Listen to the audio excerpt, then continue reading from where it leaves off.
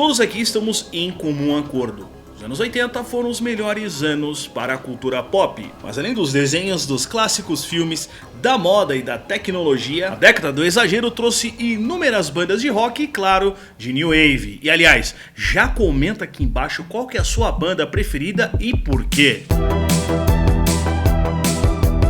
A gente que nasceu bem no olho do furacão e viveu na real os anos 90, pouco sabemos como o estilo nasceu, quais foram as suas influências e as suas bases para o surgimento do New Wave, que deixou muitos pais com os cabelos em pé por conta dos famosos bailinhos de garagem.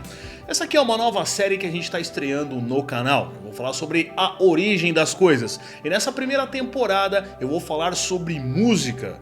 Eu espero que vocês gostem.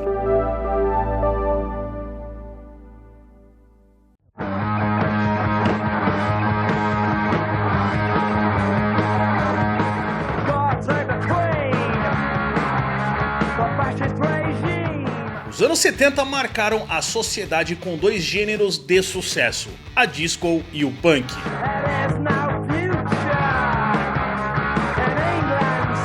O modo de pensar rebelde do punk, seu visual e atitude encantaram os jovens daquela época. Consequentemente, a cena ia se moldando e novas bandas iam surgindo. E é natural que eles quisessem se distanciar umas das outras, criando sua própria identidade. Daí elas começaram a trazer novos elementos sonoros, como por exemplo o jazz, o krautrock e até o reggae e o ska. O The Clash é um exemplo disso, do uso e abuso de diferentes tendências sonoras dentro do punk.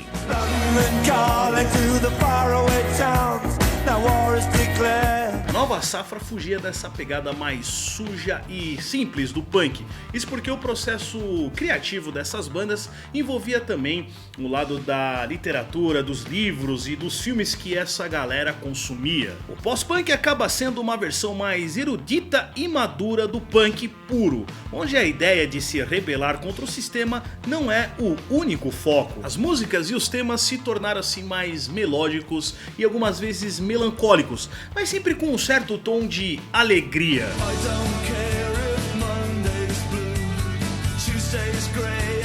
Algumas bandas começaram a experimentar diferentes estilos dentro do gênero.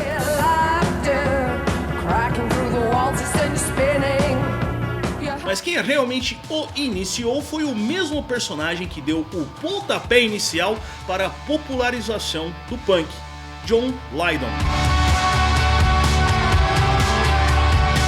Quando o Sex Pistols acabou, o vocalista estava na pegada de criar um novo projeto, mas sem se prender a um único estilo, ou seja, ficar preso somente dentro do rock ali com a cabeça fechada. Daí ele formou o Public Image Ltd, acho que é assim que pronuncia, que era uma salada de estilos que passava pelo punk, pelo reggae, pelo rock progressivo e caía até na disco. Seu novo grupo experimental seria o pioneiro de um novo estilo.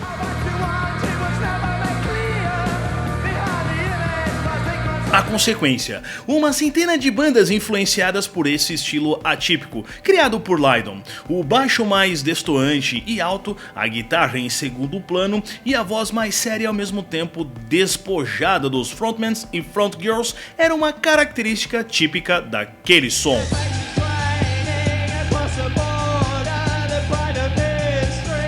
De um lado você tinha bandas como Gang of Four, falando de amor e política na sua primeira bolachinha. Do outro lado você tinha o The Cure, explorando um lado mais existencial, cheio de letras melancólicas e ritmos estranhamente alegres. E o Bauhaus tirava altos sarros do expressionismo alemão. Mesmo com toda essa cena pujante de bandas surgindo, todo esse movimento musical poderia ter sido esquecido, varrido pelo tempo, se não fosse um cara chamado Ian Curtis e a sua banda Joy Division.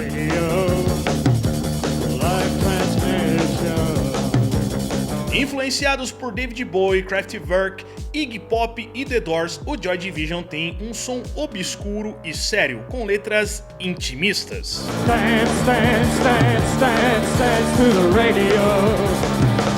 Em 79, o Unknown Pleasure é lançado, provavelmente o disco mais icônico daquele cenário, com uma melancolia intensa, depressiva e letras que retratavam o dia a dia do homem inglês.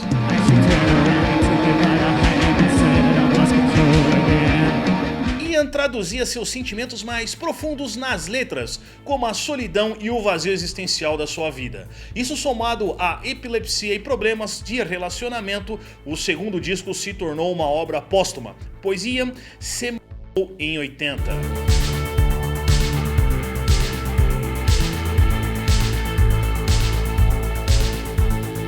Se por um lado o post-punk era e tratava de assuntos mais pesados, do outro lado do oceano, na terra do Tio Sam, nascia um estilo assim mais coloridão e que tratava também de dores, mas não era aquelas dores existenciais, eram as dores do coração e paixões perdidas. Nascia lá o New Wave.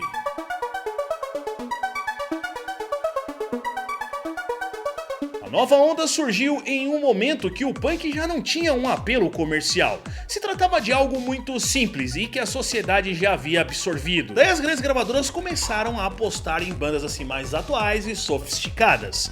E claro, para se tornarem assim monetariamente viáveis, elas teriam que ter assim um som mais alegre e um visual também assim mais alegre.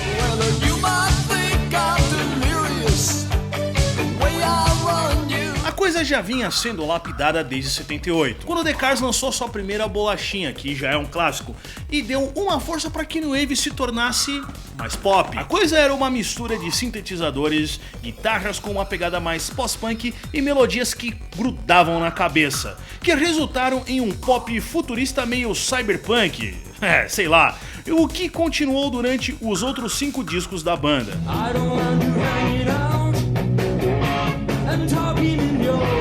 Mesmo com várias bandas que vinham surgindo naquela época dentro do New Wave, as duas que mais representavam o gênero eram o B-52 e o Depeche Mode. Eles eram toda a energia do gênero, com suas roupas coloridas, suas perucas cheias de trololó e suas músicas para cima. O Depeche explode mesmo lá na segunda metade dos anos 80.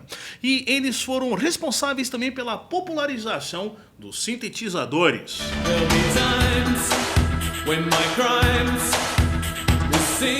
Dentro do New Wave existem mais outros subgêneros, como o caso do New Romantic do Duran Duran ou o synth pop do New Order.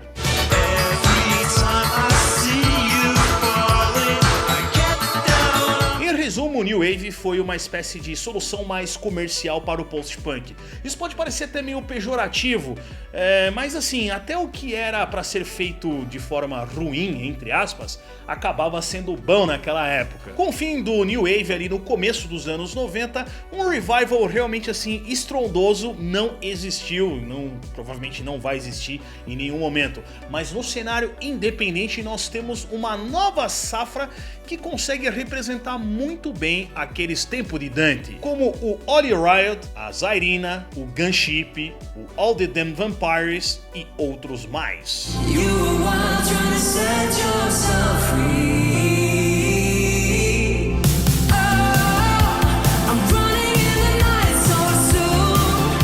Esse é um breve resumo de como este gênero que amamos tanto surgiu. Na semana que vem nós vamos falar das bandas então que compuseram o New Wave. E já vou adiantar aqui pra vocês que o primeiro episódio vai ser sobre a história do Tears for Fears ou das Tias Fofinhas. Depende de como você quer falar, beleza? Então é isso, seus loucos por nostalgia. Um abraço!